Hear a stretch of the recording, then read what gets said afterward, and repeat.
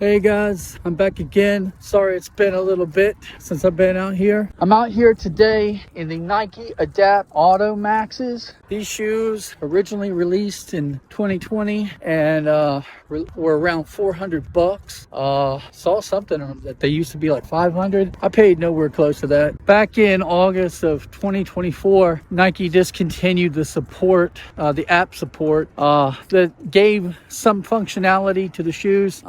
Being able to tighten up the shoes via the app, and I think you could change some of the colors of some of the lights of the shoes. But since that point, the shoes got on the used market, and I was able to pick these up for around $40. Pretty sure I gave 40. It's been a while. I've had these for probably 8 months.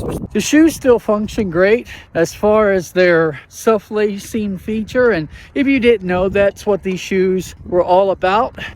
They had self-lacing technology in them, and you just stick your foot in and the shoes will just lace on their own. And that kind of sensitivity, like for example, I put these on yesterday and the right shoe tightened up, the left shoe didn't automatically.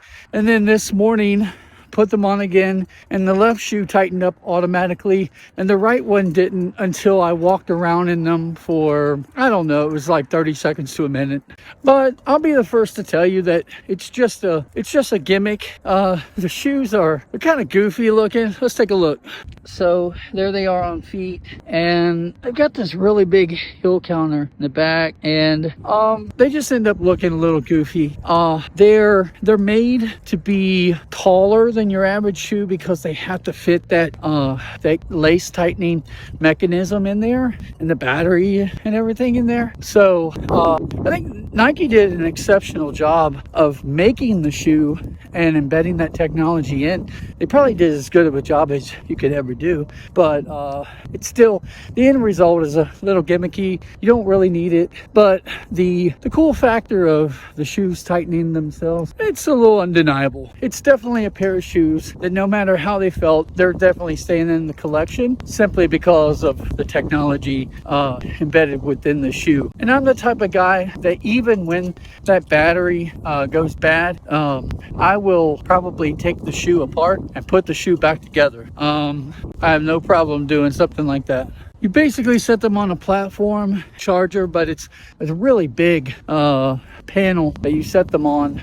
And then with the shoes being so old and I don't wear them daily, they sit on a shelf for most of the time. But even still, you put them on a charger and at first they don't come on, but eventually they recognize and they communicate with each other and a light comes on and it starts to charge. 6 years later, they're still functional, but I know there will be a day where I'll set them on that charger and they will not charge. So I do anticipate having to kind of break these shoes open and changing out a battery at some point. So as most of you know, I'm not a fan of Air Max technology and the air bubbles and stuff. I did wear a pair of Vapor Max the other day, and it was really the first pair of Air shoes that I could really feel the cushion on. And these shoes, they're not quite as soft or responsive as those shoes were, but I do want to kind of highlight this air bubble a little bit. So it's hard not to feel an air bubble like that.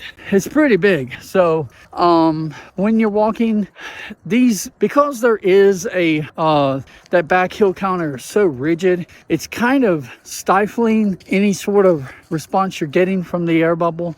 However, as I'm walking, I cannot describe these shoes as rocks or as though they're uncomfortable. They do seem to provide an adequate amount of cushion, and yet they've managed to still keep it rigid.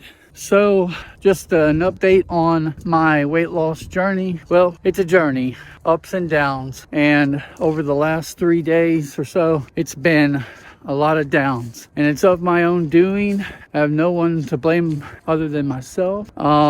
Just my bad choices of really just one bad choice after another as it relates to food, and giving into the temptation of food and fast food. Now, still this week, I have tried to use water in placement of all the soda that I would have traditionally drank. That's one redeemable thing. And then the portion sizes as well, I've tried to reduce those from what it would typically be, but the negatives far outweigh the positives over the last 3 or 4 days. I became complacent, decided I wasn't going to be active, and so I chose the couch over getting out and exercising, or at least getting on the exercise bike. And I've chosen unhealthy food over healthy food. And it's just been one bad choice after the other. I did not feel motivated to come out here today. I was not looking forward to today. And that's the first time where I really wasn't looking forward to it. If there's one thing to be said, it's that hopefully at the end of this journey, is there really ever an end? I don't know. But at the point where I reach my goal, hopefully I can look back and say that I don't get knocked down too much, but if I do get knocked down, I'll just get back up and keep trying. I don't know what those numbers are going to look like tomorrow. I don't have a good feeling. Like I said, when I say trash, I mean trash. Like this morning, I started the day off with a slice of pizza. Last night was pizza. And then, even before that, I had 2 double cheeseburgers from McDonald's and a Dr. Pepper, medium Dr. Pepper. And then the day before that, I think I had the same thing, in terms of the 2 cheeseburgers and the Dr. Pepper. It's just ridiculous. And then in the morning, where I should be setting myself up for success throughout the day, I'm drinking copious amounts of orange juice.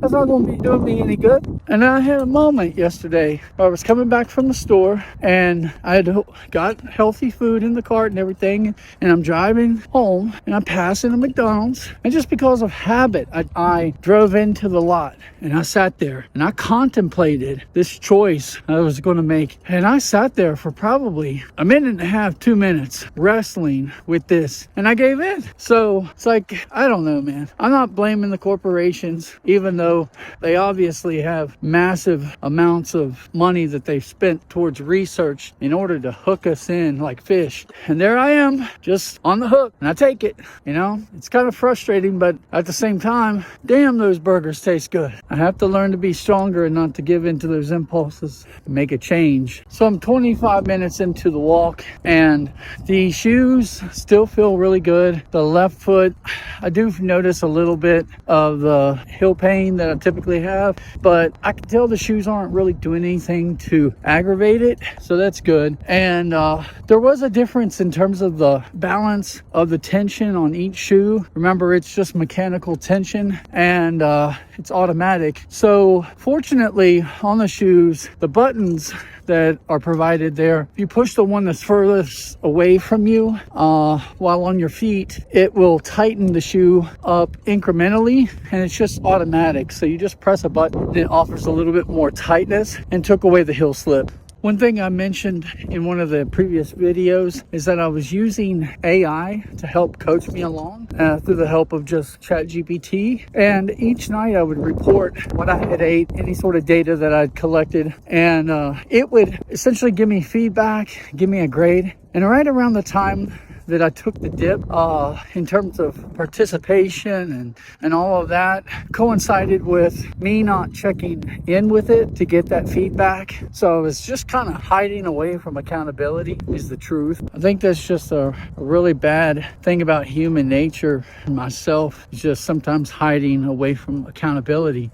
But the reality is the scale is going to be there tomorrow waiting on me. I can choose to get on it or not, but it's there. And I know that tomorrow is the weigh-in. It's going to give me results probably that I don't want to hear, but it's there. Truth is truth, and just because I don't like it doesn't mean I can't face it, I guess. I'm doing this just to hopefully somebody is struggling with the same kind of stuff, or you're maybe in a similar place in life and you're trying to get back to health. Just know that struggles are, you know, we're vulnerable here, and struggles are real, man. Like, we're all going through it. I have no desire to get on here and pretend or make myself be someone I'm not, you know. I'd rather be authentic. And if that means that I have moments of being a fat slob, oh well. I mean, I guess that's part of it. That doesn't mean I had to stay down and stay defeated.